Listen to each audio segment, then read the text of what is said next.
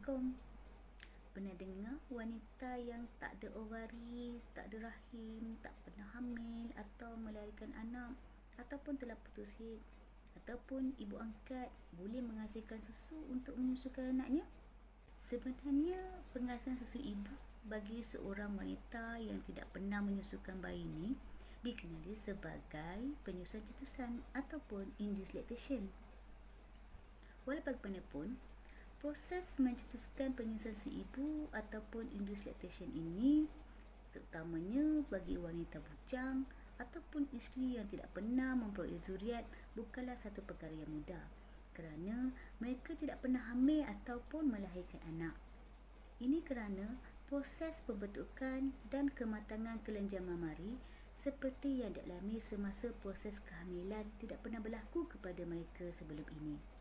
Sebenarnya, proses penyusuan cetusan ini adalah bergantung kepada meniru fisiologi penyusuan berlaku semasa kehamilan dan kelahiran. Penyusuan yang normal memerlukan penyelenggaraan keseimbangan hormon dan rangsangan kerak pada payudara.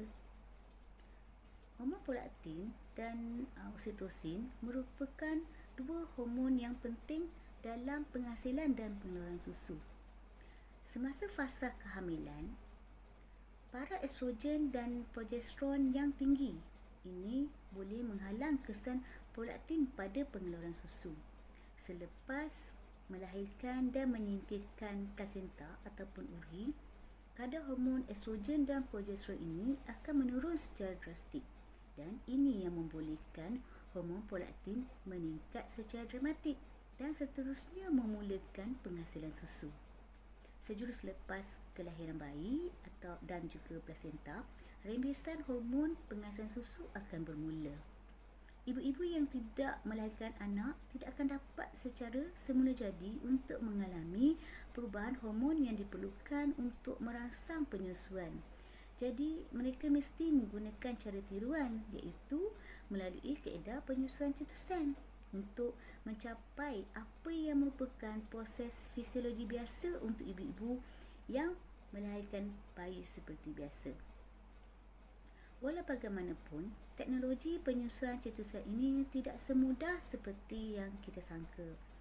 Ramai masyarakat di luar masih beranggapan dengan hanya memakan ubat-ubat tertentu ataupun suntikan hormon boleh menghasilkan susu serta-merta. Anggapan ini tidak benar sama sekali ya.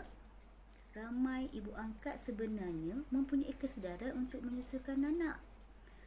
Walau bagaimanapun, kadang-kadang terpaksa berakhir dengan kegagalan kerana mereka tidak dapat menghasilkan susu yang secukupnya untuk mencapai status mahram iaitu melengkapkan 5 kali penyusuan kenyang dengan anak angkatnya.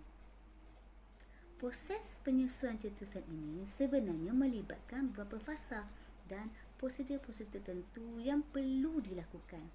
Kaedah farmakologi, ubat-ubatan dan teknik-teknik rangsangan tertentu perlu dilakukan dengan betul dan teratur.